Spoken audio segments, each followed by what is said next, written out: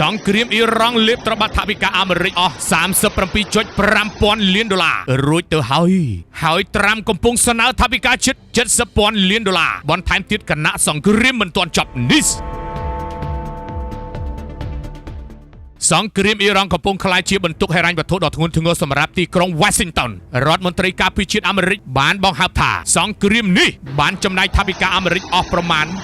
37.5 លានដុល្លាររួចទៅហើយប្រធានាធិបតីលោក Donald J. Trump កំពុងស្នើសុំថវិកាការពារជាតិ 70 លានដុល្លារសហរដ្ឋអាមេរិកបន្ថែមទៀតគណៈការប្រយុទ្ធមិនទាន់បង្ហាញសញ្ញាបញ្ចប់នេះបើយោងតាមការចុះផ្សាយរបស់សារព័ត៌មាន Bloomberg នៅថ្ងៃទី22ខែកក្កដាឆ្នាំ2026នេះលោក Pete Hegseth បានប្រាប់គណៈកម្មាធិការថវិកាព្រឹទ្ធសភារបស់អាមេរិកថាគិតមកដល់ពេលនេះសង្គ្រាមជាមួយនឹងអ៊ីរ៉ង់បានចំណាយថវិកាប្រមាណ 37.5 លានដុល្លារដែលជាតួលេខផ្លូវការចុងក្រោយនឹងកើនឡើងយ៉ាងខ្លាំងពីការប៉ាន់ស្មានប្រមាណ 29,000 លានដុល្លារកាលពីខែឧសភាថវិកាថ្មីដែលសេដ្ឋវិមានស្នើសុំរួមមាន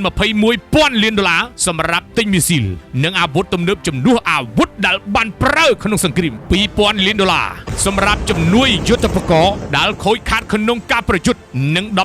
11.6 លានដុល្លារសម្រាប់វិនិយោគលើដ្រូនផ្កាយរណបនិងបច្ចេកវិទ្យាយោធាទំនើបទោះជាយ៉ាងណាសមាជិកបកប្រជាធិបតេយ្យបានរិះគន់យ៉ាងខ្លាំងដោយអះអាងថាសង្គ្រាមកំពុងអូសបន្លាយធ្វើឲ្យថាមពលហក់ឡើងថ្លៃនិងអាចក្លាយជាសង្គ្រាមគ្មានទីបញ្ចប់គណៈរដ្ឋាភិបាលនៅតែទាមទារថវិកាយោធាកាន់តែច្រើនលោក Hegseth បានការពារជំហររដ្ឋាភិបាលដោយអះអាងថាការចំណាយដ៏ធំនេះគឺជាការវិនិយោគរយៈពេលវែងដើម្បីធ្វើទំនើបកម្មកងទ័ពអាមេរិកនិងពង្រឹងសមត្ថភាពការពារជាតិជាមួយគ្នានេះប្រធានអគ្គសេនាធិការចម្រុះអាមេរិកលោក Adam Senney Duncan ក៏បានទទួលស្គាល់ថាការរំពឹងផ្អែកលើការវាយប្រហារតាមអាកាសមានដែនកំណត់ហើយមិនអាចធានាបានថានឹងយកឈ្នះអ៊ីរ៉ង់ដោយពឹងផ្អែកតែលើអំណាចអាកាសតែមួយមុខនោះឡើយ